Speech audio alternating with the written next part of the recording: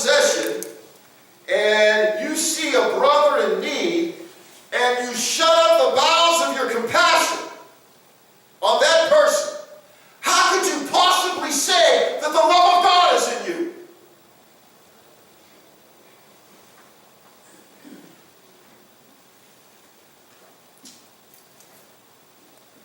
You have compassion on those in need, those hurting around you.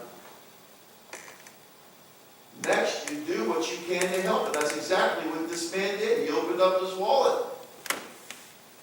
Sometimes it involves that. Just do what you may not have money to help somebody, but you might be the one that has that appliance or some clothes or some whatever, some shoes or something to help that person in need.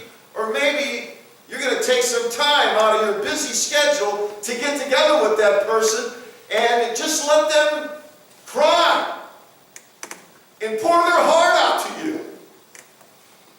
Do what you can to help those in need. Know when to draw the line. Know when, because sometimes you have to be able to draw the line.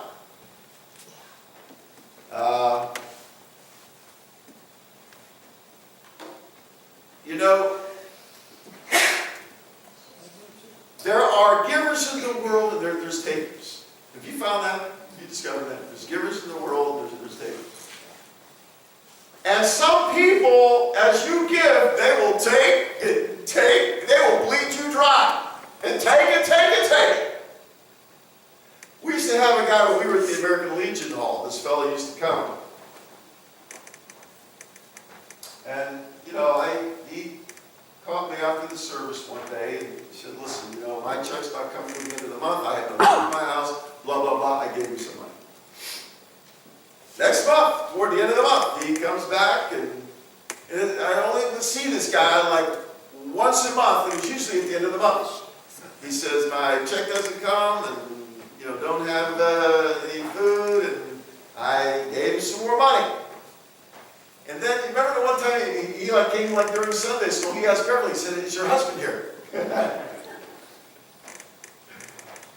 And listen, I'm all about doing what I can to help people. But friends, there comes a time when you have to draw the line. It's like feeding a stray cat. You feed a stray cat, you may as well give him a name, because he's yours. So finally, it was so funny. We were standing out by the drive-through bank there at PNC, and so he was there, and he was asking for some money, and so I said, you know, listen, I said, I've helped you a couple times, you know, I said, I think it's time now for someone else to share in this blessing of helping you. He didn't get it. It's like when you're out together. So he looked at me, he had the strangest look on his face. He said, well, can I still have $10? He didn't get it. So finally, I just had to come around and say, no. All right? And he walked away, never saw him again. And here I come to find out he was, you know, listen. There's people in this world, they will not go to church. They give God no place in their life. They don't read the Bible. They don't pray. They don't want anything to do with God. But when the bottom falls out in their life, where's the first place they go? Of course, the first place they call? The church. Why? Because Christians are supposed to be nice people. I'll call the pastor. You know, I'll go to the church because Christians are supposed to be nice people. And we are. But you have to know when to draw the line. I'll tell you a quick funny story. This was in 1980. It was around Christmas time. The true story. It was Christmas time, 1980. One of our Bible college professors who lived out east somewhere, by New York, I think. And we were in North Dakota, so there was 2 or 3 of us. We were traveling with him and his family. He had remember station wagons? You have a station wagon. So we're traveling from North Dakota toward Youngstown, where we lived. He was going to go on to New York, where he lived. We are in Kenosha, Wisconsin. Some places you never forget. We're in Kenosha, Wisconsin. Honest to God, true story. We were talking about Christians, and, do Christians really help people in need? So someone in the car made the statement, they said, I bet if we broke down right here, and we called the Assembly of God Church in town, I bet they wouldn't help us. No sooner did those words come out of his mouth, the already had the car. And the car shut off. And he pulled off the side of the road. It was in wintertime, December in Wisconsin, and we were stranded.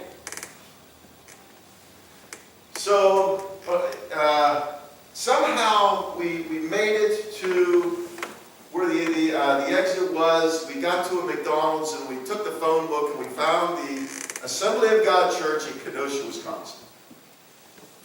And it was at nighttime. And somehow we got a hold of the pastor. No, the pastor had just left the church. He was going to another church, but somehow we got a hold of someone with that church, and they got a hold of the deacons. And when they heard that this was one of the Bible college professors from one of our colleges and some of the students, you know what they did for us, friends?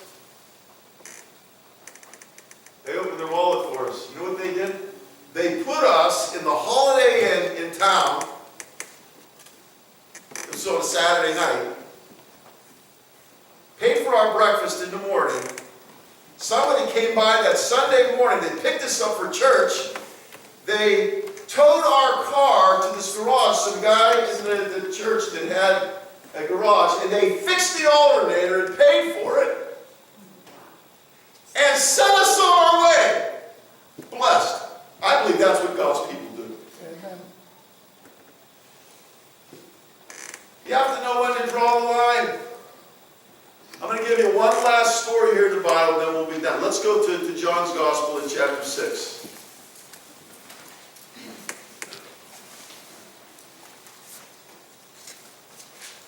We're talking about knowing when to draw the line and helping people. Jesus drew the line with some people at one particular time. So go down to John chapter 6, verse 25. Now this story falls on the heels when Jesus just fed the multitude with a few loaves and fishes. This story falls right on the heels of that. John chapter 6, verse 25. So, Jesus, this is right after he fed the multitudes with a few loaves and fishes. They cross. They were in Bethsaida, which is in the northeastern corner of the Sea of Galilee. They cross over on boats, and now they're in the northwestern corner of the Sea of Galilee in Capernaum. So when they found him on the other side, and who's they? These are the multitudes. All those people that Jesus fed with a few loaves and fishes. When they found him on the other side of the lake, they asked him, Rabbi, when did you get here? Jesus said, here's that stray cat. Here's that stray cat we were talking about. Jesus said, I tell you the truth, you're looking for me not because you saw the miraculous signs, but because you ate the loaves and you had your fill. And all you are looking for is a free meal. Jesus says, do not work for the food that spoils, but rather for food that endures to eternal life, which the Son of Man will give you, and on him, God the Father, his place is seal of approval. And you and I think some of those Jews said, well, are you still going to give us lunch today? He drew the line. He said, you guys, you're not following me because you believe in me and the miracles and everything. You're looking for another handout. He drew the line. You have to know when to do that.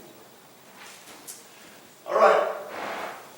So, here's our application.